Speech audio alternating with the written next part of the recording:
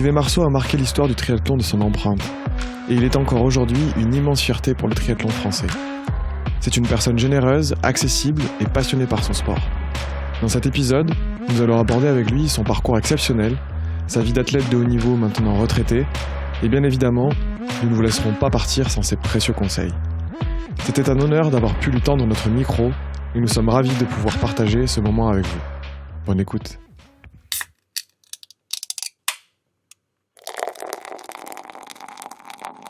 T'as peur d'avoir mal.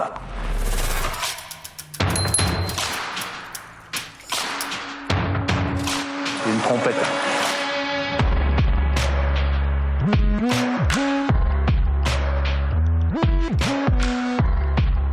Bienvenue sur le podcast Pinta Triathlon Club, le premier podcast français dédié au triathlon. Dans chaque épisode du PPTC, vous retrouverez des interviews, des conseils et des actualités sur l'univers du triathlon. Bonne écoute.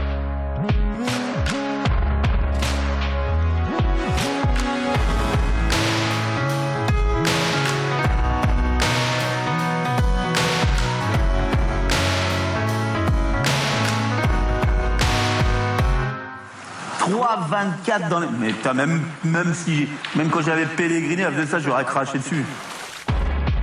Bonjour à tous et bienvenue sur le podcast du PPTC, le premier podcast français dédié au triathlon. Aujourd'hui, nous avons le privilège et l'honneur, avec Thibaut, d'interviewer Olivier Marceau, triathlète franco-suisse avec un très très beau palmarès, champion du monde de France et du monde de triathlon, en 2000 à Perth en Australie et champion d'Europe de Xterra triathlon. Bonjour Olivier et bonjour Thibaut. Bonjour à tous. En premier lieu, merci beaucoup Olivier d'avoir accepté l'invitation du PPTC pour cette interview. Ouais. C'est un réel honneur pour nous et j'avoue que j'en ai presque la voix qui tremble. J'espère que ça s'entendra pas trop. Ah bah là c'est un invité de marque pour nous. On a de la chance. Plaisir partagé. Au programme de cet épisode, un contenu très très très riche vous attend. Nous allons tout d'abord découvrir le très beau parcours d'Olivier qui reviendra sur ses meilleurs souvenirs de triathlète professionnel pour ensuite nous parler de son activité de coach d'aujourd'hui et nous prodiguer de précieux conseils sur la pratique du triathlon. Alors si on commence, Olivier, pour nos auditeurs qui ne te connaissent pas, est-ce que tu peux te présenter s'il te plaît ? Alors, je m'appelle Olivier Marceau, donc j'ai 47 ans, je vis à Saint-Raphaël dans le Var et mon activité principale c'est entraîneur justement du club de triathlon de la ville de Saint-Raphaël. Ah, ils ont de la chance les triathlètes de Saint-Raphaël. Ouais. Moi aussi j'ai beaucoup de chance parce qu'ils sont très sympas. Ok, bon bah, ça va, c'est dans les deux sens, c'est cool. 47 ans et un bon coup de pédale encore. Hein. On a pu le constater. On le confirme, un peu trop d'ailleurs. Il y a quelques restes mais on peut faire mieux. Si on rentre dans le détail, tu as commencé la pratique du triathlon à quel âge et comment t'en es venu à ce sport ? Alors j'ai commencé le triathlon donc en 1988, j'avais 15-16 ans. C'est vrai que j'ai toujours été très sportif adolescent, je touchais un peu à tout mais j'ai jamais été vraiment passionné par un sport ni investi complètement dans une discipline. Et par bonheur, en classe de 3e, j'ai eu mon professeur d'EPS qui pratiquait lui le triathlon. Et il m'a proposé donc de m'entraîner avec lui, de découvrir la discipline. Ah, génial. Et j'ai commencé donc à ses côtés et j'ai été vraiment séduit rapidement par l'aspect varié des trois disciplines, le challenge de progresser dans une discipline sans régresser dans les autres. Et voilà, ça m'a plu, j'ai eu des bons résultats et de fil en aiguille, le mélange a pris, quoi, on va dire. Ah ouais, bah, je confirme. Trop bien. Et pour nos jeunes auditeurs qui voudraient peut-être eux aussi se lancer dans la pratique professionnelle du triathlon, est-ce que tu peux nous dire à quel moment finalement tu t'es dit bon ok, j'ai le niveau pour faire une carrière et je me lance ? Comment ça se passe ? Alors ça c'est une bonne question et j'y ai souvent répondu et c'est vrai que le paradoxe c'est que j'ai jamais vraiment pensé à faire carrière, j'ai toujours privilégié le côté plaisir et je me suis toujours dit que voilà, il fallait d'abord avoir des résultats et une fois que les résultats sont là on peut envisager quelque chose, mais si on commence par rêver de devenir professionnel on s'expose souvent à une déception et ça c'est un peu risqué. Alors que si on prend plaisir à ce qu'on fait et si ça marche bien tant mieux, si les résultats sont là et ben tout se profile, tout s'enchaîne et on arrive finalement aux fins qu'on s'était fixées. Oui, en plus une déception et puis aujourd'hui c'est un sport qui reste un peu répandu et à l'époque encore moins, donc aussi faire carrière, se dire je vais faire carrière dans le triathlon, je vais en vivre, ça devait être en plus un rêve inaccessible. C'est vrai qu'à l'époque, c'était un sport vraiment très confidentiel et il y avait très peu de pratiquants. Beaucoup de gens ne savaient même pas ce que c'était. Ils avaient vaguement l'idée que c'était l'enchaînement de plusieurs sports, mais sans trop pouvoir les citer ni donner l'ordre. Donc le professionnalisme, c'était un peu l'âge de pierre. Et bon, j'ai eu la chance de faire partie des premiers à pouvoir en vivre et d'en avoir vécu quasiment toute ma vie. Donc pour moi, c'est vraiment un grand bonheur. Et par contre, c'est vrai que je ne l'ai pas planifié avant. Ouais, c'est peut-être pour ça que ça a bien marché aussi.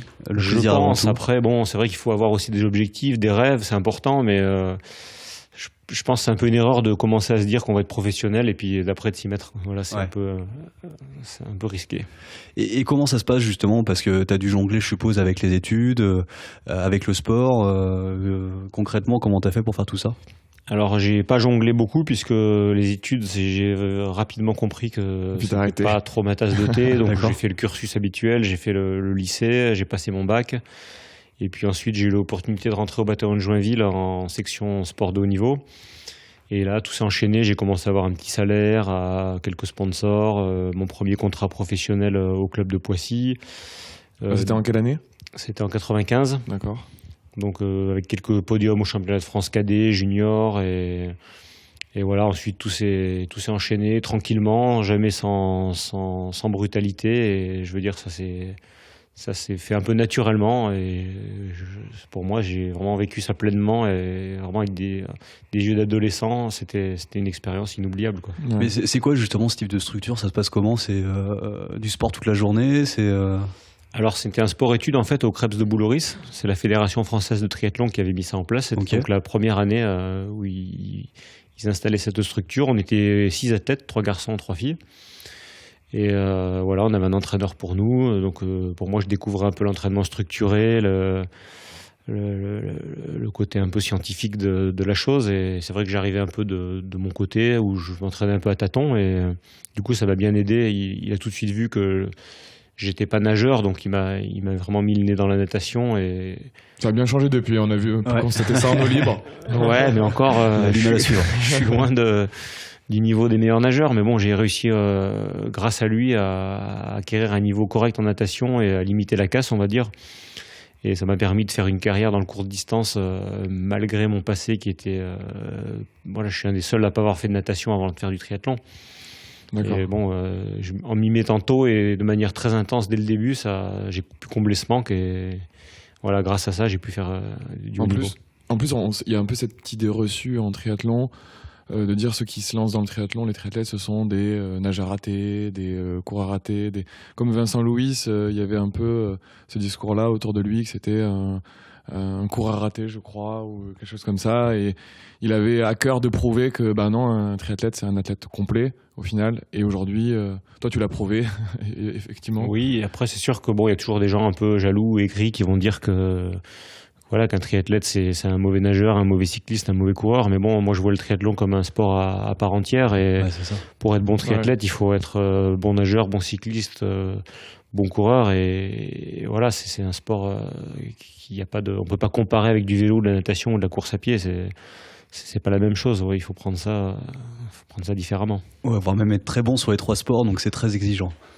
Oui, c'est sûr, ça demande beaucoup de qualité, beaucoup d'équilibre, et c'est pas facile à gérer. Donc, contrairement aux idées reçues, les détracteurs, ils peuvent toujours essayer de s'y mettre et puis nous prouver que c'est ça qu'on a tort. Rendez-vous sur la ligne de départ d'un triathlon. Voilà, et c'est juste pour avoir un petit ordre d'idée, à cet âge-là, c'est combien de temps de sport par semaine à peu près quand tu commences justement à rentrer un peu dans le dur avec un entraîneur, etc.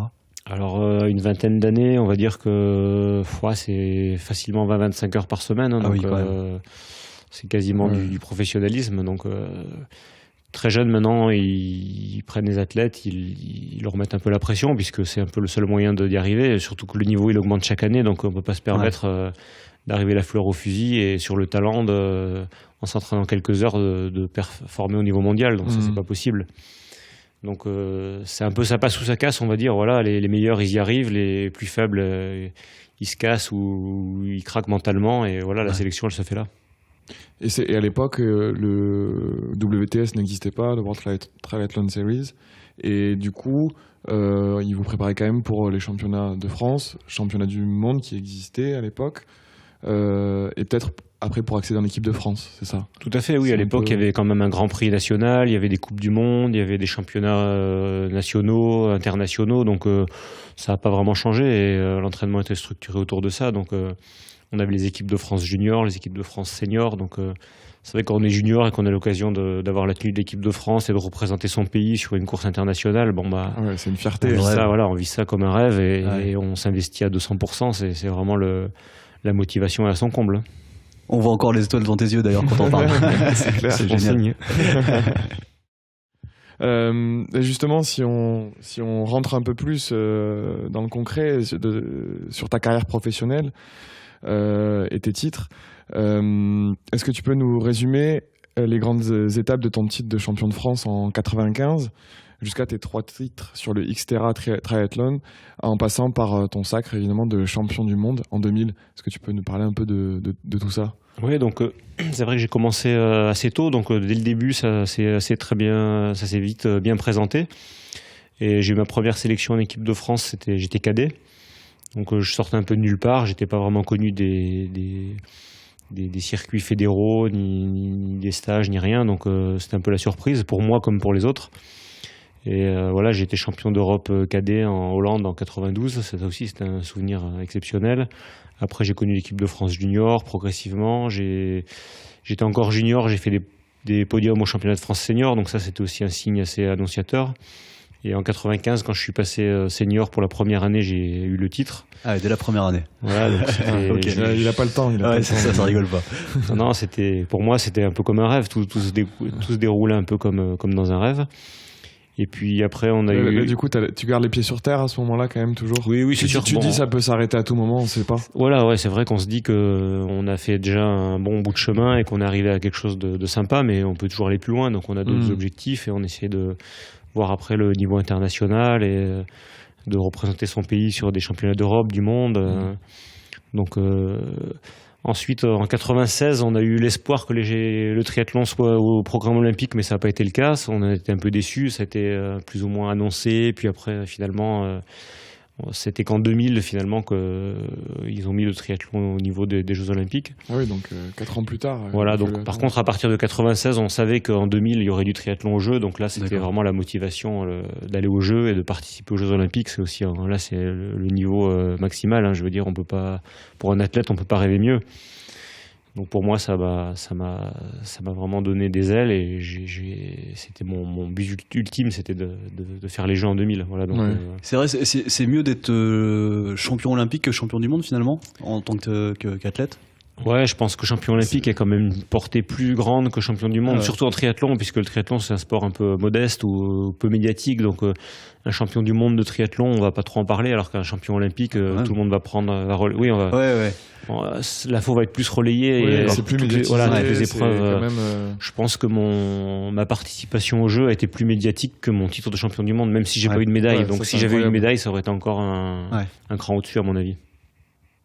Ouais, et ça c'était en 2000. Voilà, c'était en l'année 2000, donc où j'ai fait. Au JO, en fait, le championnat du monde servait de sélection pour les Jeux, donc j'avais vraiment mis toutes les chances de mon côté pour faire une performance. J'étais parti m'entraîner en Australie, donc sur les lieux de la course, 3 mois avant.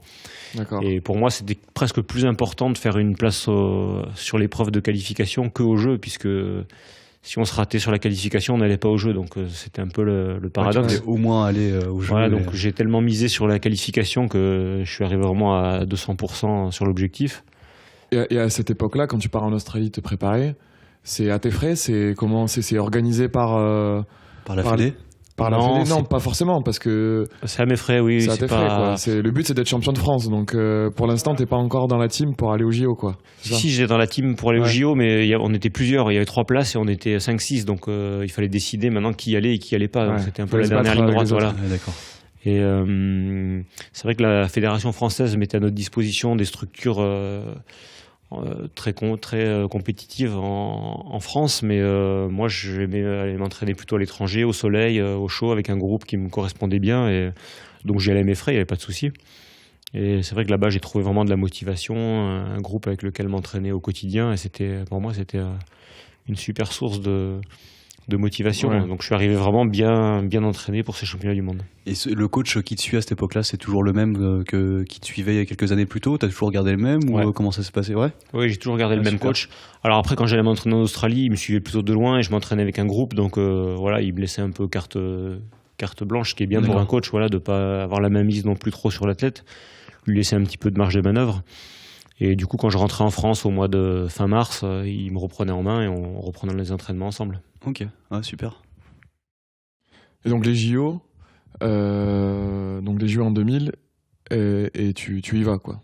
Voilà, donc au championnat du monde, je prends le titre et donc du coup, je sais que je suis qualifié pour les Jeux. Après, ça a été un peu compliqué parce que ça en est suivi une grosse vague médiatique et j'ai été très très sollicité. Du coup, les championnats du monde avaient lieu en mois d'avril, je crois, fin avril. Donc entre avril, mai, juin, juillet, tout ça, les mois qui ont suivi, j'ai été beaucoup sollicité. J'ai fait beaucoup D'accord. d'interviews, de reportages télé, de déplacements. Et, Les médias s'intéressaient à ce nouveau Oui. sport qui était référencé au voilà, JO, c'est sûr quoi. qu'il y avait pas mal de... Surtout que les Jeux étaient en ligne de mire, donc on avait un champion du monde français qui allait participer pour la première fois aux Jeux Olympiques en triathlon. Donc t'étais la vedette, l'espoir, enfin Pour l'espoir le triathlon, français voilà, pour les JO. j'étais potentiellement médaillable, donc les médias étaient assez intéressés, assez friands. Et c'est vrai que j'ai eu un peu de mal à faire la part des choses et à dire non, donc je me suis un peu laissé embarquer dans tout ce tourbillon, D'accord. un peu au détriment de ma préparation, et ça a été un peu compliqué après de reprendre l'entraînement, de me reconcentrer sur les Jeux. Et bon, j'ai fait le maximum et ça s'est plutôt bien passé, on va dire, mais peut-être que si j'avais eu la même préparation que pour les mondiaux, pour les Jeux, ça aurait pu être un peu mieux. Ouais. Bon, c'était... Oui, après, belle aventure. Voilà, c'est vraiment Ça une reste- aventure exceptionnelle et pour moi, c'est inoubliable. Les Jeux Olympiques, ça reste quand même l'apothéose dans une carrière de triathlète. Tu les as fait combien de fois, les JO? Alors 3 fois, donc j'ai fait Sydney Ouais. en l'an 2000, Ah oui. après j'ai fait Athènes en 2004 et Pékin pour la dernière fois en 2008. Ah, super. Ouais, donc c'est... Et tu vois que l'ambiance change justement sur JO après JO. Comment ça se passe? Ça se professionnalise encore plus entre guillemets par rapport à la première année ou c'est à peu près Non, similaire? on peut pas dire que l'ambiance change ni que ça se professionnalise. Par contre, ce qui est vraiment flagrant, c'est le fait de passer en début ou en fin de programme olympique. Donc Sydney, par exemple, on était le 2e jour. Du coup, on arrive sur le site sur le village olympique. On fait notre compétition et après, on profite pleinement de toutes les autres épreuves, de l'ambiance. Ah ouais, génial. Donc ça, c'est vraiment une expérience. C'est vraiment le Et vivre sans à stress, fond les quoi. Jeux. Et je garde un souvenir inoubliable des Jeux de Sydney. Et par contre, Athènes comme Pékin, on était tout à la fin, donc c'est genre l'avant-dernier jour ou 2 jours avant, Ouais, 3 d'accord. jours avant la fin. Et là, c'est carrément différent puisqu'on arrive pareil sur le lieu de la course quelques jours avant pour pas justement être déconcentré par toute cette folie. Ah oui, t'arrives pas plus tôt. Non, t'arrives non, juste justement, quelques ils jours font avant. exprès on Ah oui, est d'accord. en camp d'entraînement pas très loin. D'accord. À Pékin, on était en Corée et à Athènes, on était à Chypre.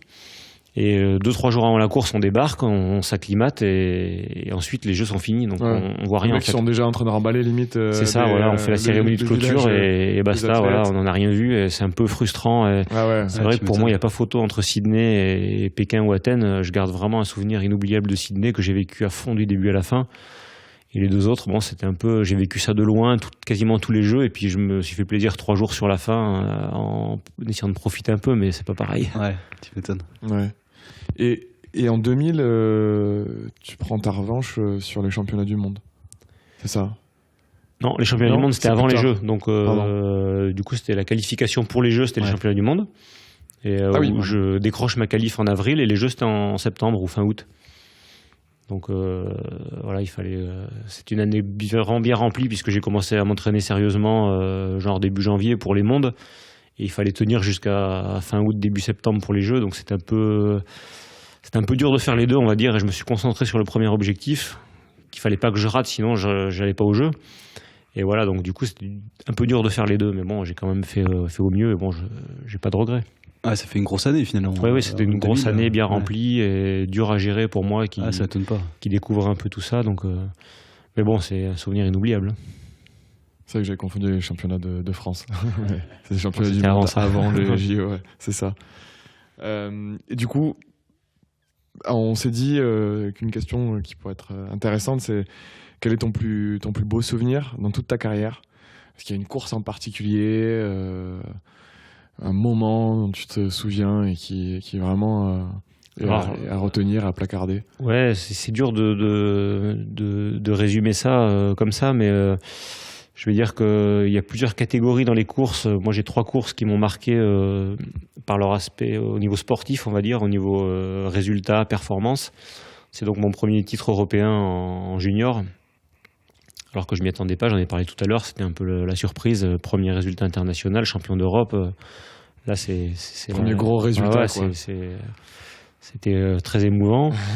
Ensuite, ce fameux championnat du monde auquel je gagne la médaille d'or, je me qualifie pour les Jeux. Donc là, c'est aussi le gros engouement médiatique et grosse satisfaction personnelle.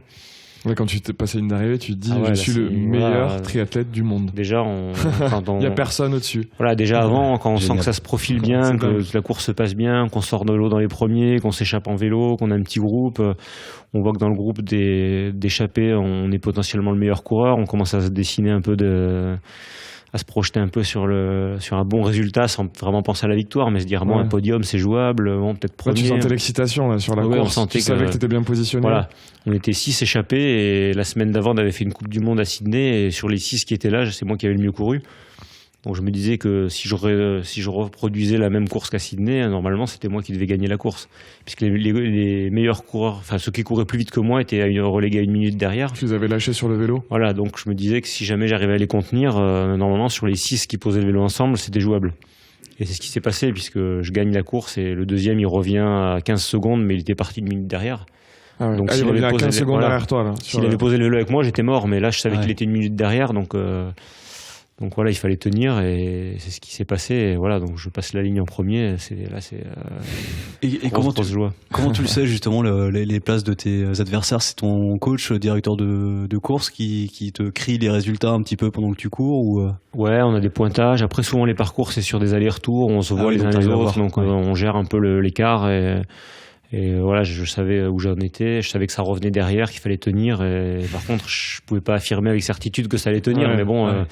On a serré les dents, on a fait le maximum. Quand tu le voyais revenir, tu te dis, dans ta tête, tu te dis, faut 15 secondes, faut que je tienne. Il faut que ça se finisse là, parce que s'il y avait 2 kilomètres de plus, ça aurait été dur. Génial. Ok, donc forcément champion du monde. Ensuite, je pensais à une 3e course donc, qui m'a aussi marqué au niveau du résultat. C'était en 2002 où j'ai participé au championnat d'Australie. Et l'Australie, c'est un peu la nation du triathlon où il y a vraiment un gros niveau. Et c'est vrai que j'allais m'entraîner là-bas. Et en fin de phase d'entraînement, là-bas, je participais au championnat national. Et donc, du coup, j'ai remporté la course sans être australien devant tous les Australiens. Donc j'ai pas été classé puisque je suis pas australien, mais j'ai quand même. Trop bien. Ils sont jaloux quoi. C'est cheaté quoi. J'ai quand même gagné le championnat d'Australie. Ils ont pas compté quoi. Donc pour l'anecdote, j'ai gagné le championnat de France, le championnat de Suisse et le championnat d'Australie. Oui, d'accord, ok. 3 championnats nationaux. Donc ça voilà, c'est une course aussi qui m'a vraiment fait plaisir de gagner et où j'ai vraiment eu des grosses sensations. Et sinon après, je pensais à d'autres courses. Plutôt au niveau où le cadre est très sympa, où l'ambiance est extra. Donc c'était le Xterra sur l'île de Saipan. C'est vraiment une île qui n'est pas très connue. C'est dans les îles Mariannes du Nord, au-dessus de l'Australie. D'accord. Où il y a vraiment un cadre exceptionnel, une mer turquoise. C'est un petit lagon. Le parcours VTT, il est à couper le souffle. Pour moi, c'est important aussi. J'aime bien les courses sur lesquelles je me fais plaisir. Je vois des beaux paysages et où il y a une très bonne ambiance, une bonne atmosphère. Et je pensais aussi au triathlon Xterra du lac Tahoe, où c'est aux États-Unis, c'est magique, c'est en altitude, on a 2000 mètres sur des petits singles en forêt. Génial. C'est aussi un souvenir, même si c'est des courses qui sont un peu médiatisées ou qui sont pas très importantes dans un palmarès. Pour moi, c'est des beaux souvenirs qui comptent. C'est vrai que le paysage, prendre du plaisir et voir des beaux paysages, c'est important en triathlon. Pour tous les triathlètes amateurs qui peuvent nous écouter. Certes, il y a la performance, certes, il y a le fait d'achever un triathlon, mais il y a aussi profiter du moment, profiter de la vue, se faire plaisir. Sûr, et à l'entraînement, c'est important, pareil. J'ai constaté en triathlon. Je pense que sur les entraînements, c'est un peu pareil aussi, se faire plaisir, voir des beaux paysages. Enfin, pour moi, en tout cas, c'est hyper important et j'adore rouler dans des endroits un peu magiques, en montagne ou des trucs où vraiment on s'en rappelle, loin de la civilisation, loin de tout ce qui est ville et tout ça. Là, à Saint-Raphaël, T'es bien loti. Hein. Ouais. La chance de découvrir quelques routes, c'est une très belle C'est un région. beau coin. Ouais, c'est vrai qu'on profite du spectacle tous les jours, on s'en lasse pas et j'essaye de me dire que bon, tous les jours, j'ai beaucoup de chance et c'est un endroit qui est vraiment privilégié. Et tu voulais peut-être parler d'une autre course, je crois, non Ouais, j'avais une Ouais. troisième catégorie à laquelle j'avais pensé, donc c'était un peu les courses au niveau de l'ambiance, de l'atmosphère aussi, où j'ai éprouvé pas mal de grosses sensations, et donc c'était ces fameux Jeux Olympiques à Sydney en 2000, où j'ai eu la chance de poser le vélo en tête et de faire quasiment les 3/4 de la course à pied devant. Ah ouais. Donc là, au niveau de l'ambiance, c'était vraiment Incroyable. des gros frissons, quoi. Il y avait la foule vraiment qui hurlait, c'était les caméras télé devant, l'hélicoptère, enfin on sentait vraiment que c'était Tu te dis, mais c'est pour moi toute cette Ouais, attention là c'était très très impressionnant. Et bon, malheureusement, j'ai pas tenu jusqu'au bout, mais j'ai pas eu de médaille non plus. Je finis 7e, donc je me suis fait reprendre sur la fin. Et À combien de bornes de la fin 2 km de l'arrivée. 2 km en ouais. course. Ah ouais. Donc j'ai fait toute la fin du vélo et C'est 8 dur. km de course à pied de seul devant. Ah, t'as tout fait un peu devant. magique, voilà, tout seul. Ah ouais. Et après, bon, même si j'avais pas la médaille à l'arrivée, j'ai pas été vraiment déçu. J'étais content d'avoir animé la course, d'avoir porté le maillot de la France fièrement. Et voilà, ça reste un souvenir exceptionnel. Et je pense aussi à l'Ironman de Nice que j'ai fait en 2010, où pareil, je suis sorti dans les tout premiers de l'eau et j'ai pris le vélo directement en tête. Et là, j'ai fait les 180 km du parcours seul devant et toute la course, enfin la moitié de la course à pied aussi seul en tête. Et là, pareil, c'était pour moi à domicile sur un de mes premiers Ironman, c'était assez émouvant d'avoir la moto heureuse devant, les caméras, l'hélicoptère, le public. Donc ça, Tu vois. c'était vraiment un truc dont je me rappelle et qui m'a T'as rappelé les JO, Voilà, quoi. c'était très sympa à vivre. Et tu termines. Je termine 5e, donc c'est vrai que je craque un peu sur la course à pied. Mais bon, après, c'est quand même satisfaisant d'avoir mené la course, d'avoir animé un peu le truc. Voilà, c'est presque pour moi plus satisfaisant que de sortir de nulle part et d'aller gagner la course tout à la fin. Surtout sur un format que tu maîtrises, enfin que t'as pas trop pratiqué finalement, parce que t'étais plutôt sur des formats Oui. M finalement. Je venais du court distance, c'était un de mes tout premiers Ironman, donc c'était aussi pour moi la découverte. Et c'est vrai qu'il y a une ambiance quand même sympa qu'on peut retrouver peut-être aux Jeux Olympiques, mais sur des courtes distances, il y a quand même moins d'engouement que sur des Ironman où vraiment au niveau public et médias, on sent quand même que c'est une grosse machine. C'est vrai, qu'est-ce qui t'a fait passer du coup à des triathlons longue distance ou XL comme des Iron par exemple? J'ai toujours aimé pratiquer un peu, j'ai toujours été un peu touche à tout, mais c'est vrai qu'après 2008, après mes derniers Jeux Olympiques, je sentais que niveau vitesse, et ça commençait un peu à devenir compliqué. J'avais 37 ans, donc c'est un peu l'âge auquel on peut plus trop lutter avec les jeunes qui ont 18-20 ans, donc il faut se recycler, on va dire. Il ne reste plus beaucoup d'années. Ouais, je peux t'assurer qu'avec nous, t'es encore bien au-dessus, hein, y a pas de souci. Hein. Je confirme. Donc c'était l'occasion d'essayer autre chose et de se mettre un peu sur le long, un peu comme fait tous les triathlètes, hein, c'est un peu le schéma habituel. Donc voilà, je suis passé tranquillement sur du plus long et j'ai essayé un peu, et bon, c'est... Ah ouais, souvent c'est plutôt en fin de carrière entre guillemets finalement que Complètement, les triathlètes oui. commencent à passer sur du long. Oui, plutôt. on va dire jusqu'à 30-35 ans, on est compétitif plutôt sur le court, et puis D'accord. après avec l'expérience, on acquiert de l'endurance, voilà, de l'expérience, et sur le long, ça devient plus facile de tirer son épingle du jeu. D'accord. Et je voulais juste revenir sur les Xterra, ces triathlons. Est-ce que tu peux parler un peu de Ouais, ces triathlons? pour ceux qui connaissent pas, ça, Ouais, ça ils sont un peu Alors, clarifier. spéciaux. Ouais. Moi non plus, je connais pas Ouais. très bien, je suis curieux. Ouais, alors moi j'ai toujours adoré le VTT, la nature, le côté un peu nature du sport. Donc pour moi ça tombe à pic quand j'ai appris qu'ils organisaient un triathlon avec du VTT et du trail. J'étais comme un fou, j'ai dit ça, faut que j'essaye. Bon, je savais que c'était pas très médiatique, que c'était pas non plus très compatible avec la préparation olympique, c'était un peu risqué, donc Ouais, sur les descentes, en Ouais, vélo, voilà, même à pied. j'ai goûté ça un peu à tâtons, mais ça s'est très bien passé aussi dès le début. J'ai eu des bons résultats, je me suis vraiment fait super plaisir. J'ai trouvé l'ambiance exceptionnelle, les compétiteurs très sympas, peut-être moins de rivalité qu'en triathlon sur route, une ambiance plus détendue, vraiment un groupe d'athlètes formidable. Et j'ai tout de suite accroché avec la discipline. Et du coup, j'ai participé une dizaine de fois au championnat du monde. En plus, c'était à Maui, à Hawaï, donc ça fait toujours un voyage sympa, une expérience. En effet, ouais. Voilà, Si on peut faire, c'était en fin de saison, c'était ça agréable. tombait bien, on allait finir la saison là-bas, on se faisait plaisir. Et bon, j'ai fait 3 fois deuxième, malheureusement, j'ai jamais remporté le titre mondial. J'étais c'est pas champion mal, quand d'Europe, même. mais voilà, 3 fois deuxième au championnat du monde. Et bon, c'est pareil, c'est pas de regret. Je me suis bien amusé. Deuxième au championnat du monde, c'est quand même pas mal. Sachant Ouais, que c'est pas dégueu. Ouais. Et puis c'est quand même bien différent. Je veux dire, il y a du dénivelé c'est ça. sur Oui, la oui. course, c'est pas pareil. Le vélo, c'est de la sûr qu'après, descente. on se frotte à des c'est-à-dire- spécialistes aussi qui font ça toute l'année, qui font beaucoup de VTT, alors que bon, moi c'était un peu plutôt en dilettante. J'arrivais un peu de mon format olympique et je passais là-dessus en fin de saison. Donc c'était un peu au pied levé, mais je m'investissais quand même dedans. On peut pas dire que je faisais ça non plus en touriste. Ça reste quand même du triathlon. Donc voilà, tout mon entraînement de l'année, il servait pas à rien. Oui, mais de manière détendue, tu fais quand même deuxième championnat du monde. Détendu, ouais. Et tu retrouvais les mêmes compétiteurs que sur route justement, ou c'était complètement différent? Non, complètement différent, non, rien à voir. Après, il y a quelques athlètes qui venaient de la route, qui ont essayé aussi, qui en ont fait. Alors ça s'est plus ou moins bien passé. Il y a eu, je crois, Javier Gomez qui a été champion du monde une année. Donc il y en a quelques-uns qui ont très bien tiré leur épingle du jeu. D'autres pour qui ça a été plus dur, mais je pense que le but c'était de se faire plaisir en fin de saison, de faire un beau voyage et d'essayer autre chose. Quand on t'entend parler, c'est toujours la notion de plaisir, c'est assez dingue, je trouve ça c'est génial. vrai Parce que- que On parle avec le sourire. Ouais. Enfin, on le voit pas. Malheureusement, on peut pas on vous vous le montrer relaie. les images, mais Non, mais on me le dit souvent et c'est vrai que pour moi c'est la source. Toute ma motivation elle vient de là, quoi. Ouais. Voilà, s'il n'y a pas de plaisir, il y a pas de résultat, il n'y a pas d'envie, il n'y a pas d'entraînement, il y a rien. En fait, ça marche pas, quoi. Ah, c'est génial. Et sinon, je suis sûr que chaque triathlète a toujours rêvé d'être un triathlète pro.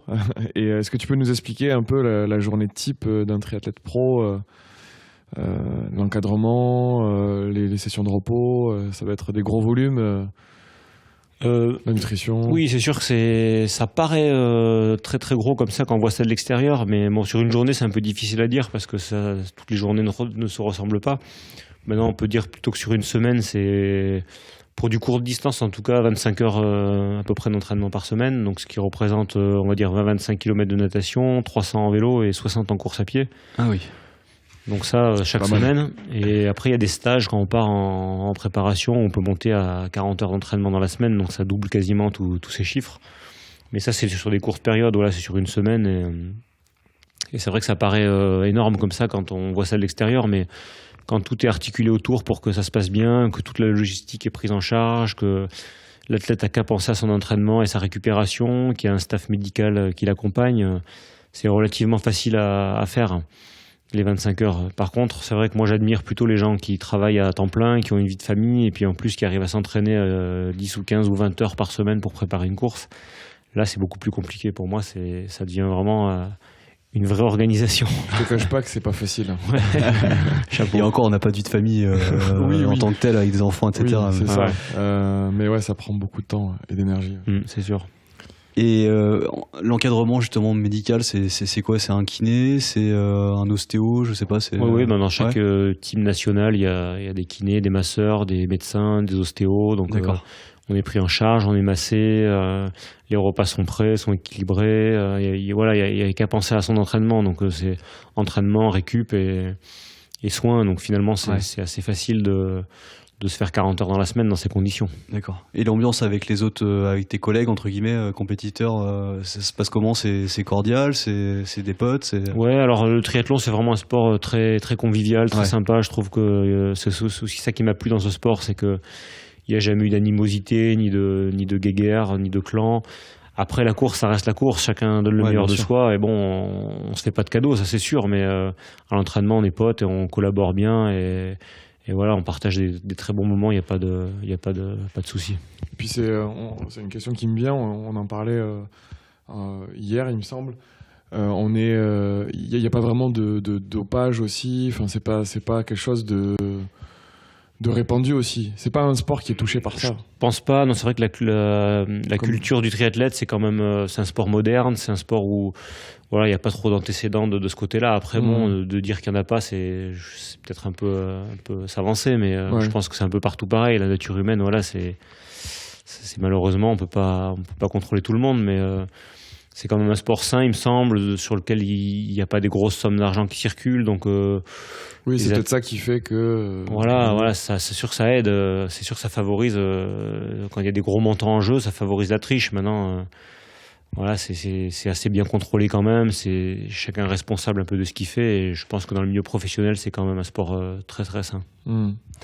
On a eu l'occasion pendant notre séjour chez toi justement de rencontrer, alors je sais plus son prénom, une triathlète justement que tu as pu entraîner du club de Saint-Raphaël qui est partie maintenant en D1 dans un club de D1 justement. Oui, Clémence Tedesco. Clémence.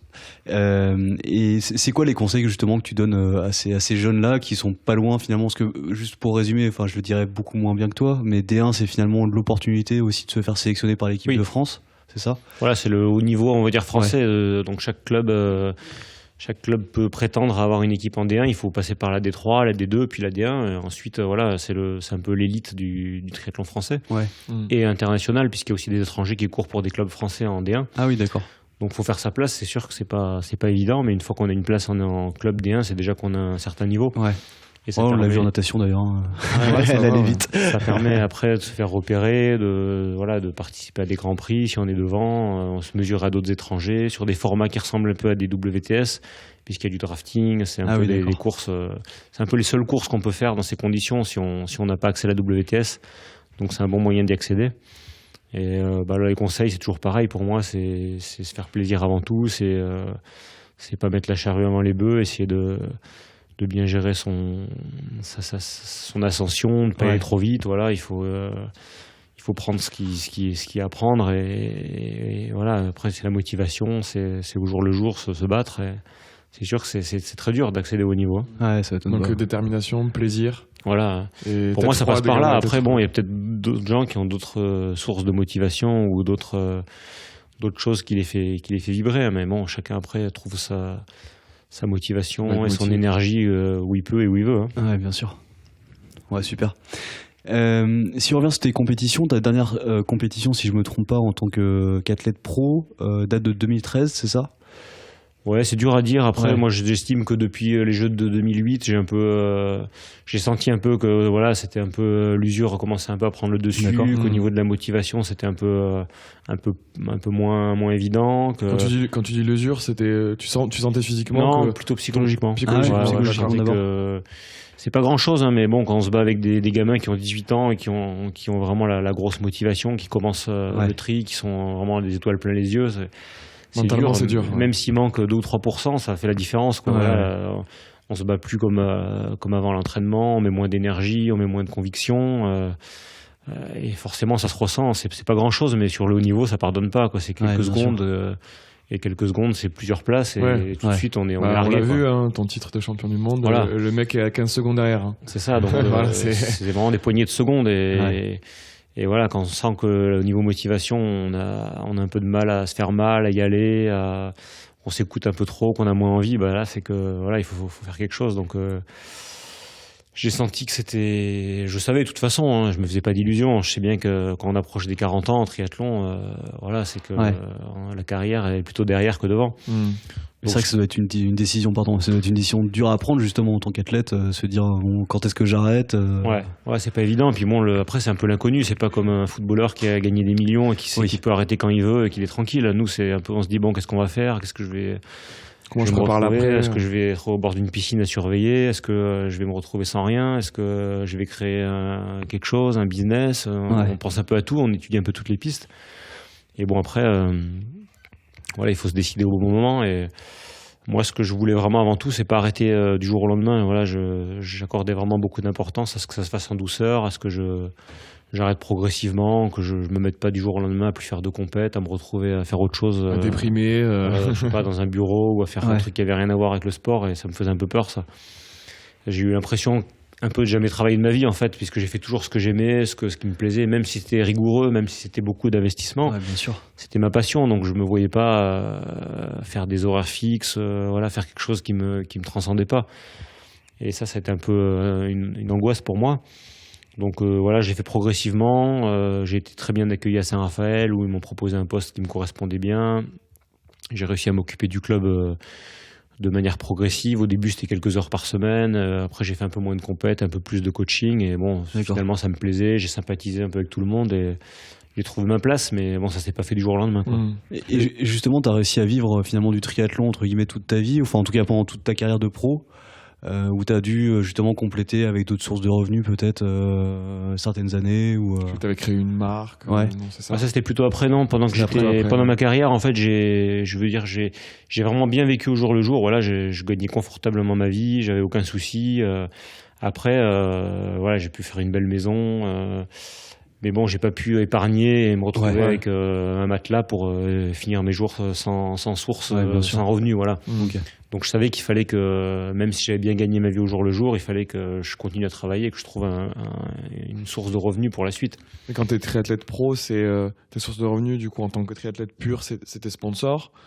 J'imagine, c'est peut-être un salaire fixe par la Fédé. Un salaire fixe de la Fédé, ou t'es tributaire des courses que tu gagnes. C'est tout, c'est un peu ça en fait. La Fédé déjà, ils rémunèrent pas les athlètes, donc ça c'est. Il y a des aides au déplacement, des billets d'avion, des hôtels. Quelques bourses comme ça exceptionnellement, mais enfin en tout cas du temps où j'étais athlète, il n'y avait pas de rémunération fédérale. Ah ouais, d'accord. Par contre, on a une rémunération du club. Donc ça, on a un salaire du club, des sponsors donc avec lesquels on peut avoir ou des contrats matériaux ou des contrats financiers selon un peu le niveau, le sponsor. Donc ça fait une deuxième source de revenus. Et enfin, c'est aussi les primes de course. D'accord. Donc après quand sur tu chaque gagnes course, ou quand tu participes disons que meilleure est la place, plus tu gagnes. D'accord. Après, c'est dégressif. Donc, une première place, ça peut être, je sais pas, 10 000 euros ou 15 000 euros. Et puis, une 10e place, ça peut être 500 euros ou 1 000 euros. Et ensuite, il n'y a plus rien. Donc, ah oui. Ouais, donc et ça encore, va des fois, ça s'arrête à la 5e place ou à la 3e place. Donc, ça dépend des courses. C'est un peu aléatoire. Ok. Donc, on peut des fois payer un billet d'avion 2 000 euros, se mettre 2 ou 3 000 euros de frais et puis faire 12e et on rentre. Donc, on a perdu 3 000 euros. Ah, c'est ça. C'est dur. C'est vrai qu'il faut bien cibler ses courses, bien les choisir, savoir ce qu'on fait, savoir qui est là, qui est pas là. C'est un peu une stratégie aussi. D'accord. Quand on est pro, il faut penser à tout ça. C'est notre salaire, c'est notre revenu. Donc, ouais, bien sûr. Voilà, il faut étudier tout ça. Donc tu dois choisir des courses des fois en fonction de qui est là. Mais bon, en principe, plus il y a d'argent à gagner, plus il y a de niveau. Donc, alors soit on trouve des petites courses où il n'y a pas grand monde et on est sûr de gagner, mais on ne va pas gagner beaucoup. Ouais. Soit on mise sur une grosse course, mais on se dit qu'il y aura le gratin mondial, donc il va falloir vraiment se battre pour aller chercher une bonne prime. Enfin bon, c'est des calculs à faire. Faut pas se baser que sur les primes, quoi. Ouais. Non, en gros, on va dire que les primes, c'est 30% des revenus, le club 30%, et le reste, c'est les sponsors. Et après, les sponsors, 30%, voilà. Justement, juste sur les sponsors, excuse-moi Thibaut, c'était quoi tes sponsors? T'as changé, tu changes tous les ans? Après, c'est un peu aléatoire. J'ai essayé d'être le plus fidèle possible, de travailler en continuité avec les marques, et je sais pas, des marques comme Mavi qui m'ont suivi pendant 20 ans, donc c'est des sponsors qui pour moi ont compté beaucoup. D'accord. Et bon, après j'ai connu un peu tout le monde, j'ai fait un peu toutes les marques, forcément. Après, selon les clubs, chaque club a ses sponsors aussi, donc des fois on a un contrat personnel, on est obligé de changer puisqu'on change de club. Okay. Mais bon, c'est pareil au niveau des clubs, j'ai essayé d'être aussi d'avoir une ligne de conduite et de pas trop changer, donc j'étais à Poissy pendant 10 ans, et ensuite à Saint-Raphaël, donc en fait j'ai connu quasiment que 2 clubs dans ma vie. Okay. Et voilà, pour moi c'était important de fidéliser un peu mes relations, et puis je me sentais bien, donc j'avais pas de raison de changer. Et pour revenir sur les courses, j'avais une question qui m'a trotté l'esprit. C'est savoir si certaines courses te donnaient des primes pour venir concourir pour eux. Tu vois, en disant, quand tu as été champion du monde, de dire carrément, moi je veux Olivier Marceau sur le ça c'est très fréquent. Voilà. Ça aussi, ça peut être une source de revenus intéressante. C'est sûr, c'est bien. Ça garantit déjà une source de revenus quoi qu'il arrive. Donc on sait que quand on prend le départ, on a déjà 1500, 2000, 3000 euros garantis. Donc on a moins de pression, et après si en plus on peut gagner et doubler la mise, c'est encore mieux, mais voilà, déjà au moins on sait que, puis souvent on est invité, si l'organisateur te fait une prime de départ, c'est que t'as pas de frais, donc normalement c'est tout bénef. Après bon, c'est pas fréquent rare, non plus, ils ont souvent pas de budget pour ça, donc ça reste quand même un peu anecdotique, quoi. Enfin en tout cas à mon époque. Maintenant je sais pas comment ça se passe, mais ok. C'est vrai que là on discutait avec toi dans le cadre d'un stage qu'on a la chance de suivre dans ta maison chez toi à Saint-Raphaël. Tu peux nous en dire plus justement sur ce que tu fais actuellement, plus largement peut-être. T'en as parlé un petit peu, encadrer le club de Saint-Raphaël, mais du coup sur les stages t'en organises régulièrement dans l'année. Comment ça se passe? Ta reconversion. Ta reconversion entre guillemets. Non, en fait c'est une activité annexe, on va dire. Mon job principal c'est d'être je suis salarié au club de Saint-Raphaël, donc ça représente vraiment je fais ça toute l'année. D'accord. 12 mois sur 12. Par contre, à côté, j'aime bien aussi développer un peu une structure personnelle sur laquelle je vais avoir plus de liberté, je peux gérer un peu moi-même plus facilement les entraînements, les groupes. C'est sympa toujours d'avoir un petit truc à soi qu'on peut gérer, voilà, donc ça me fait plaisir et je fais ça pas vraiment pour gagner ma vie puisque ma source de revenus c'est d'abord le club. Ouais. Mais bon, après voilà, je partage mon expérience aussi, c'est agréable, voilà, je rencontre des gens sympas, je sympathise. Non, c'est vrai, content de t'avoir rencontré. C'est clair. Pour moi, ça se passe.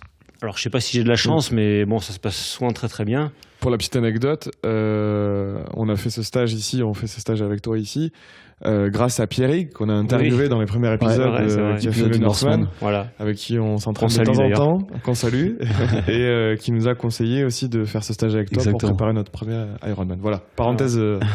Non, je disais, moi, après, voilà, j'aime bien suivre les athlètes, voir ce qu'ils font, rester en contact avec eux, et c'est vrai que la plupart du temps, c'est ce qui se passe, et c'est ce qui me plaît dans ce côté du coaching.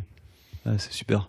Et t'en fais combien par an à peu près Alors ça reste une petite structure, voilà, c'est ce que je veux aussi. Ce qui est important pour moi, c'est de gérer ça seul ou avec ma compagne Christelle qui s'occupe aussi de toute la logistique. Donc voilà, on est deux, on n'a pas besoin de coach assistant, d'organisateur, de publicité, de tout ça qui va autour. Donc ça nous permet de faire un peu ce qu'on veut, comme on veut, mais pour ça, il faut rester une petite structure. Donc on fait... on va dire 4-5 semaines par an avec 5-6 athlètes maximum. Ça fait voilà, 20-30 athlètes à passer chaque année. Ouais, c'est ça que j'allais dire. C'est que finalement, nous, ce qu'on a apprécié avec Thibaut, c'est d'être en proximité avec toi. C'est-à-dire qu'en plus de ça, on a la chance de déjeuner, dîner avec toi. Voilà, c'est ce que j'aime aussi. Voir tout le temps. Ça, c'est top, quoi. Ouais, Christelle qui cuisine. Et Christelle qui cuisine bien, super bien. C'est vrai. On se régale. Vraiment. C'est très sain, c'est parfait. Alors que finalement, tu aurais pu faire le choix de faire une machine de guerre. Enfin, je vois qu'il y a des stages, par exemple, à Ironman, qui sont organisés dans des îles qui coûtent un bras et où il y a je sais pas combien de participants. C'est la licence Iron, ça. C'est pas pour rigoler. Chacun gère comme il veut. Mais bon, moi, c'est vrai que ce qui me plaît, c'est le côté convivial et aussi de pouvoir donner du conseil individuel, de pouvoir connaître chaque athlète. Voilà, après, c'est vrai que j'ai eu des propositions pour du coaching à distance ou pour encadrer des groupes, tout ça. Bon, ça m'intéresse pas spécialement. C'est pas. J'ai l'impression que c'est quelque chose qui te ressemble plus. C'est un format qui te ressemble plus. Moi, je reviens toujours au même principe. C'est que si j'ai pas de plaisir à faire ce que je fais, j'ai pas envie de le faire. Donc, je veux pas de contraintes. J'ai pas besoin de ça. Pour moi, c'est une passion. C'est mon plaisir. Voilà, c'est ça. C'est d'être chez moi avec mes athlètes, de partager des bons moments et c'est vrai qu'au début, je savais pas trop comment ça allait se passer, comment ils allaient être, comment ça allait évoluer. Et bon, pour l'instant, c'est que des bonnes surprises. Et franchement, c'est super agréable. Ouais, c'est cool. C'est vrai que moi, je me souviens la première fois que j'étais au téléphone parce que j'ai eu la chance d'avoir justement ce stage en cadeau pour mon anniversaire par ma copine et mes potes. De rien. Et du coup, c'est vrai que voilà, ok, il faut que j'appelle Olivier. Oh putain. Ok, je sais pas. Le stress quoi. Mais c'est vrai que du coup, t'es hyper accessible et tout. C'est vraiment génial. C'est la moindre des choses quoi. Voilà, il faut qu'on partage tout, qu'on fasse une semaine conviviale et voilà, le but c'est vraiment après même de rester en contact, de sympathiser et c'est ce qui me plaît moi, c'est pas de passer les gens à la queue leu et ensuite qu'ils disparaissent. Ouais, bon en tout cas voilà, Thibaut, je suppose que tu vas avoir le même avis que moi mais on conseille à 300%. Ah oui, totalement, et tous nos auditeurs, on reviendra, ça c'est pas trop nombreux. Non et puis c'est priorité au club. Voilà. Et du coup, avec tes années d'expérience en tant que pro et les nombreux triathlètes que tu as pu coacher, est-ce que tu peux nous résumer rapidement les 3 erreurs les plus fréquentes que tu as pu voir de la préparation jusqu'au jour J? Alors c'est vrai que c'est un peu dur comme ça de résumer 3 erreurs, mais bon, globalement ce que je vois c'est que souvent la préparation elle commence trop tôt pour des athlètes qui connaissent pas trop, qui manquent un peu de confiance en eux, donc à 6-8 mois de l'objectif, on va attaquer une grosse prépa et puis finalement la motivation va s'effriter, la fatigue va s'installer et c'est un peu le risque pour passer à travers l'objectif. Voilà, c'est de commencer trop tôt et d'arriver prêt avant le jour J. Ensuite, je trouve que sur la natation, il y a un aspect technique qui est très important et que les triathlètes ont tendance un peu à oublier. Donc il y en a beaucoup qui nagent pour nager, qui font des kilomètres, s'ils n'ont pas fait 3000, c'est qu'ils n'ont pas fait une bonne séance, ou 4000. Alors que bon, il suffirait qu'ils se penchent un peu sur l'aspect technique, regarder bien la position, la longe, le gainage, et Donc pour le même travail, il pourrait avoir beaucoup plus d'efficacité. Et enfin, le dernier point, je pensais que c'était peut-être la monotonie dans l'entraînement. Il y a beaucoup de gens qui s'entraînent un peu toujours de manière linéaire, sans faire vraiment de semaines dures ou de semaines souples, ni de séances dures, ni de séances souples. C'est un peu vélo, on va rouler, courir, on court, nager, on nage sans trop changer d'allure. Et bon, au final, c'est beaucoup de travail pour peu de progression. Ouais. Alors qu'avec un minimum d'organisation, de planification, on arrive à faire des séances dures, des séances souples, des séances ciblées sur des allures, de la VMA, du seuil, en vélo comme en course à pied, comme en natation, des semaines de récup et tout ça bien articulé. Je pense que ça permet de s'entraîner beaucoup moins et d'avoir les mêmes résultats, ou de s'entraîner à un nombre d'heures égal et d'avoir des résultats bien meilleurs. Et de garder la notion de plaisir dont tu parles aussi depuis le début. Ouais, c'est important. Après, c'est vrai que moi, j'aime bien aussi me consacrer à des gens qui font ça en amateur, en débutant. C'est ce qui me plaît. C'est de devoir progresser, ils sont demandeurs, ils sont à l'écoute, et pour moi c'est vraiment une source de satisfaction qui est primordiale. Et bon, après c'est un peu aussi le propre du débutant, c'est qu'il n'a pas d'expérience, il fait son expérience, donc il est là pour apprendre, et c'est un peu normal au début de faire des erreurs, de tâtonner, de chercher son chemin. Oui, c'est le cas pour on nous. confirme. C'est normal, on est tous passés par là. Bon, c'est bon, ça rassure. Ouais, ça va. Et à l'inverse, si on thématise un peu la préparation aux 3 sports, d'après toi, c'est quoi les conseils les plus utiles que tu pourrais partager avec nos auditeurs? D'abord sur la préparation, l'entraînement, entre un M, un longue distance, XL. Les conseils, c'est un peu d'éviter les erreurs. Donc ce qu'on a vu auparavant, là, voilà, et essayer de ne pas le faire, de l'éviter, on va dire. Après, toujours la notion de plaisir, c'est un peu le fil conducteur. Ouais. Pour moi, s'il n'y a pas de plaisir, ça marche pas, c'est pas possible.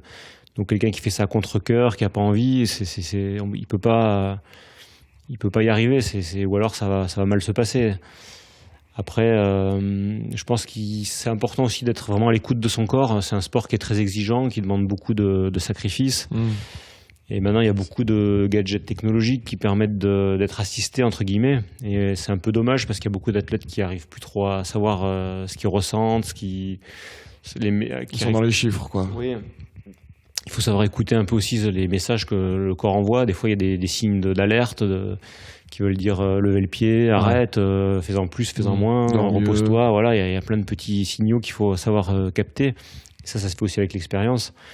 Donc, c'est important de se servir des accessoires, des cardio, des watts, de tout ça, c'est bien, mais c'est aussi bien de savoir faire sans. Voilà. Ouais. Après, c'est un accessoire qui est utile, il faut s'en servir en course, il faut le mettre à profit, mais il ne faut pas en être dépendant non plus, je pense. Oui, toi, excuse-moi, Geoffroy, mais c'est vrai que tu me disais hier ou avant-hier, on parlait de ça, quand on descend du vélo, on a tendance à aller vite, et tu disais, oui, c'est vrai que je regarde la montre à ce moment-là, parce que sinon, j'ai pas conscience et je vais trop vite. Ah, c'est vrai. C'est vrai que moi le premier, comme tout le monde, je vais dire, malgré l'expérience que j'ai, mais bon, ça c'est en course, quoi. C'est pas en pareil. Course sur Ironman, je vais dire, parce que sur courte distance c'est moins vrai, puisque l'allure elle est un peu maximale du début à la fin, donc on se pose pas trop de questions. Par contre, sur Ironman, il y a vraiment un côté gestion qui est important, et tous ces appareils qui permettent de gérer son effort, c'est très important. Il faut s'en servir. Je dis pas qu'il faut pas s'en servir, mais il faut être capable aussi de faire sans, et par exemple, si un jour ça marche pas, savoir gérer sans. Ouais, bien sûr. Ouais, moi je trouve, juste pour revenir sur ce que tu disais juste avant sur le fait faut savoir écouter son corps, etc. Moi je trouve que c'est finalement la partie la plus dure, parce que tu te dis t'as un plan d'entraînement, t'as envie de le suivre, à quel moment tu peux te dire je suis vraiment fatigué, faut que je fasse sauter une séance, et comment tu différencies ça finalement pas de la fainéantise entre guillemets de faire sauter une séance parce que t'as pas envie de la faire, tu vois, c'est toujours dur de se dire est-ce que je suis feignant ou est-ce que je suis vraiment fatigué, est-ce que je suis honnête avec moi-même, voilà, c'est ça, ouais. C'est le plus dur. Je suis d'accord, c'est le problème, il est même pour tout le monde, c'est sûr que il faut après au fond de soi on le sait, je pense que voilà, si c'est une fois ou deux, ça peut arriver. Maintenant, si toutes les semaines on n'a pas envie et qu'on reporte, et que c'est mauvais signe. Soit faut faire autre chose, soit on en a trop fait, soit on est fatigué, soit faut se reposer, mais il y a un problème, quoi. Voilà. Donc tout le monde a forcément envie une fois ou l'autre de faire sauter une séance ou de pas la faire, ou d'en faire moins. Maintenant, si ça devient trop récurrent, il faut adapter. C'est sûr. Sauté 2 dernières semaines. Ouais, c'est bon. J'ai fait sauter un mois, j'étais fatigué. Après, le coaching, pour moi, c'est ça aussi. Voilà, c'est trouver un plan d'entraînement sur Internet, c'est très bien, c'est parfait. Je dis pas qu'un coach ferait mieux ou moins bien, mais l'adapter, c'est aussi important. Donc, vouloir suivre un plan sur 3 ou 4 mois sans modifier une ligne, c'est un peu, pour moi, ça me paraît pas très logique. C'est pas possible. Ouais. Maintenant, avec le coach, si chaque semaine on discute, on dit oui, les sensations c'est ci, c'est ça. Peut-être que le coach il a plus d'expérience, il peut détecter une source de fatigue ou de lassitude. Et dans ce cas-là, aménager le plan, faire une semaine de récup qui n'était pas prévue, ou plus de charge, ou selon les sensations de l'athlète. Et c'est ça pour moi le secret de la réussite. Voilà. C'est qu'un plan il doit s'adapter, se mettre au goût du jour selon les sensations, selon le retour de l'athlète. Ok. Et c'est vrai qu'un coach peut être aussi motivant. Yvan, qu'on a interviewé, Yvan Bavard, nous disait c'est vrai qu'avoir un coach aussi quand t'es un peu dans le dur, t'es pas très motivé, etc. Bon, bah, t'as le coach qui te motive, tu vas quand même à l'entraînement. C'est sûr. Tu partages tes données avec lui. Voilà. Donc, moi, je sais que le fait de toujours savoir que quelqu'un avait fait un programme pour moi et s'était cassé la tête pour me faire un programme et suivait ce que je faisais, ça m'a toujours donné la force de le faire. Et parce que t'as envie d'être à la hauteur de toi. Il s'est investi, il a bossé, il compte sur moi. Maintenant, il faut que je lui renvoie l'ascenseur. Ouais. Alors que si on se fait son programme soi-même, ce que 9 athlètes sur 10 sont capables de faire, faire un programme, c'est pas dur. Mais après, pour le respecter, une fois si c'est nous qui l'avons fait, c'est pas pareil. On se dit à quoi bon, on se sent moins redevable. C'est vrai que c'est marrant cette relation entre l'athlète et l'entraîneur. Je pense que toi qui as été à très haut niveau, au bout d'un moment, il y a cette relation justement qui se crée entre les deux où tu te dis, moi je fais tout ça pour moi, quelque part, parce que j'ai envie d'atteindre cet objectif. Et puis je pense que il y a effectivement ce lien qui se crée où tu dois te dire, je fais tout ça aussi pour lui, quoi. J'ai envie qu'il soit fier de moi. C'est sûr que j'aurais pu me faire mes séances d'entraînement quand j'étais athlète, mais bon, je savais très bien que si je commençais comme ça, j'allais pas les suivre ou que j'allais être beaucoup moins motivé, c'est sûr. Et moi perso, j'ai envie que tu sois fier de nous, Olivier. Non, mais je suis ça, je regarde. Là, pas encore là. non. Il dit rien. Il regarde pour l'instant, c'est normal. Merci en tout cas pour tous ces conseils, c'est vraiment top. Est-ce que tu peux nous en dire plus sur ce que tu prépares peut-être pour la suite ? Est-ce que tu continues finalement de participer à des triathlons ? C'est quoi le planning de ta saison là typiquement ? J'ai pas vraiment de planning en fait. Moi, c'est vraiment faire des courses avec les copains du club. Alors il y a quelques courses planifiées bien sûr sur lesquelles on fait des stages où on va comme l'Alpe d'Huez ou les courses locales. Mais je fais pas vraiment de planification toute faite à l'avance. Après, j'aime bien aussi improviser. Donc des fois, il y a des courses qui se greffent comme ça, presque du jour au lendemain. C'était pas prévu et c'est un peu l'aventure, quoi. Voilà, on y va, on sait pas trop comment ça va se passer ni comment s'organiser et ça me plaît aussi. C'est un peu la sortie entre potes, quoi. Ouais, voilà, on part, on sait qu'on va faire un week-end cool, on est en camping ou en location et bon, voilà, c'est un peu l'apéro, la fête, le tri, la course, l'ambiance. La course, voilà, il y a pas que ça a l'air sympa. Avant et après. Parce qu'on y va. On te suit, nous. Après, il y a des courses, voilà, comme on n'arrivera pas à suivre. Comme l'Alpe d'Huez ou comme le Naturman où c'est vraiment il y a une bonne ambiance. Naturman dans les gorges du Verdon, c'est vraiment un site exceptionnel. Et là, on part pour tout le week-end, du vendredi au dimanche, et c'est en famille avec les femmes, les enfants, on est une trentaine, c'est vraiment cool. Super, ça tu conseilles vraiment. Il y a d'autres courses en France ? En France, il y en a plein après que je connais moi ou que j'ai faites. Oui, courses plaisir, on va dire entre guillemets. Ouais, il y en a plein. Tout ce qui est, moi, j'aime bien les trigames à Mandelieu, à Cagnes-sur-Mer, le Naturman, l'Alpe d'Huez. Bon, je vais sûrement en oublier, mais bon, le triathlon de Saint-Raphaël aussi, le 31 mai, qu'on organise avec le club. Ah celui-là aussi que j'ai jamais fait, mais enfin si que j'ai fait il y a longtemps, mais jamais en tant que j'ai jamais participé, puisque j'organise avec le club, donc on est sur l'organisation. Il faut pas dégoûter les gens, faut qu'ils s'inscrivent. Sinon. Non, mais bon, voilà, il y a la starter list, ils vont dire bah non, c'est mort. Il y a plein de courses très sympas à faire, et voilà, il suffit d'arriver avec un bon état d'esprit et une bonne bande de copains, et ça se passe bien. Ah, génial. Donc cette année, tu fais l'Alpe d'Huez de façon certaine, c'est ça ? Chaque année on y va, on part la semaine avant, on se fait un petit stage là-bas, on fait un peu tous les cols de la région. Il y en a qui font le duathlon, d'autres le M, d'autres le L, donc il y a un peu pour tous les goûts. Ah, donc on te reverra là-bas, c'est cool. Ouais, carrément. Je serai sur le M, c'est sûr. Ah ouais, génial. Le vendredi, comme chaque année. Ouais, trop bien. Avant, je faisais les deux, je faisais le L et le M, mais maintenant, je fais plus que le M. C'est déjà pas mal. On prendra ta roue, mais là, on sera non, c'est mort. Pas moi en tout cas. Non, mais vous faites le L ou en plus Histoire on fait le M, ouais. On fait aussi le M, on fait aussi le M. Bon, on se fera une bière avant et après. Ouais, peut-être après plutôt. Ça, c'est bien, ça. Ouais, super. Petite question bonus pour terminer. Pendant le stage, on a entendu dire que tu avais le record de changement de roue en moins de 2 minutes. Est-ce que c'est vrai ça ? Ah, on a pris des choses. Alors là, vous m'avez appris quelque chose. Bon, je pense que réparer une roue en moins de 2 minutes, j'en suis capable. Et j'ai peut-être fait l'an dernier, je sais pas d'où sort l'anecdote, mais après le record, c'est un peu prétentieux parce que je pense qu'il y a des gens qui font beaucoup plus rapide, qui peuvent faire 130 secondes, donc c'est un peu présomptueux de parler de record, mais peut-être avec l'habitude, à force de bricoler mon vélo, j'ai un peu l'habitude. Ouais, je pense que tu t'es dit, quand tu fais des compètes à ce niveau-là, tu te dis, faut que je change ma roue le plus rapidement possible parce que si j'ai un souci, c'est important. Faut que je reparte le plus vite possible. C'est ça, c'est important. Voilà, il faut savoir maîtriser un minimum la mécanique du vélo, et les crevaisons, ça arrive souvent, donc si on n'est pas capable de changer une roue assez rapidement, c'est un peu dommage. D'ailleurs, j'en profite, je conseille à tous les triathlètes amateurs de savoir changer une roue. C'est vrai qu'on a tendance à pas forcément faire beaucoup de mécanique sur le vélo. Il y en a beaucoup, faut pas s'en vouloir. Il y a beaucoup de triathlètes qui ne savent pas toucher à la mécanique du vélo. Je le sais, je le vois au quotidien, je le vois avec certains gens du club qui ont un peu du mal à faire ça. Mais après, c'est dur parce qu'on a beau apprendre, il faut pratiquer. Donc si on pratique plus, faut crever, quoi. Il faut crever. Il faut borner, il faut crever. Faut crever, faut être dos au mur. Mais en tout cas, je le conseille à tous les triathlètes amateurs. Ouais. Si vous avez bien quelque chose à apprendre sur le vélo, c'est remplacer une chambre sur une roue crevée, parce que ce serait vraiment bête de se préparer pour un triathlon et de devoir perdre une minute ou arrêter pour une roue crevée. C'est bête. Surtout les filles. Je vais me faire des amis. Et à ce qui paraît, tu as une technique bien particulière. Tu utilises un outil pour démonter les pneus. C'est pas un démonte-pneu. Ah non, j'utilise mes doigts 9 fois sur 10, je ne me sers pas d'outil en fait. On nous a dit les dents aussi, non ? Les dents, non. Non, on nous aurait menti, les doigts déjà c'est déjà pas mal.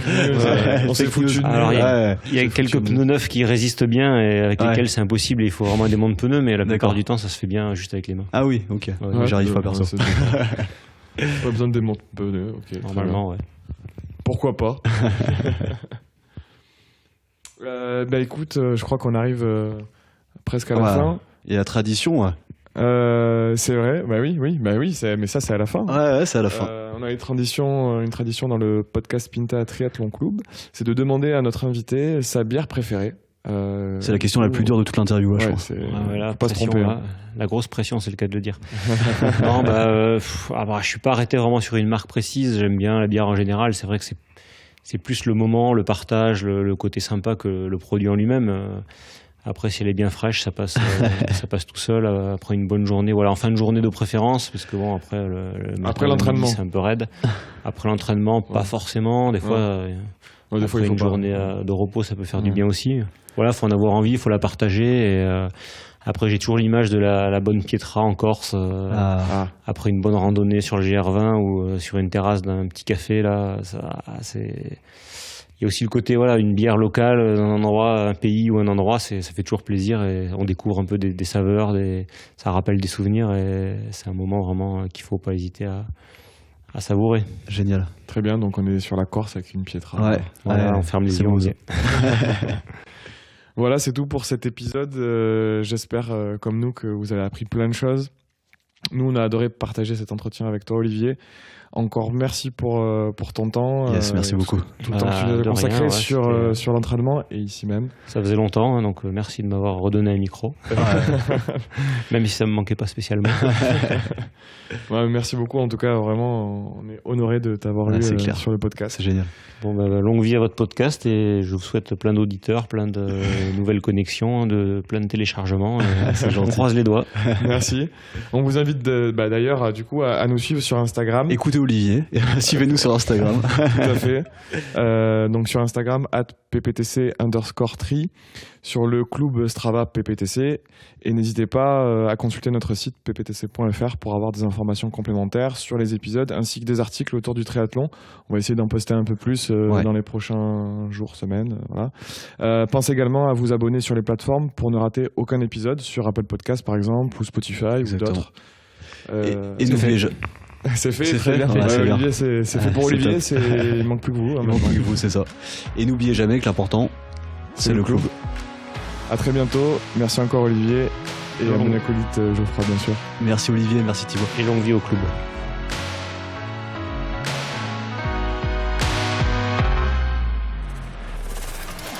J'en ai marre d'entraîner des cons, sans déconner, je te jure.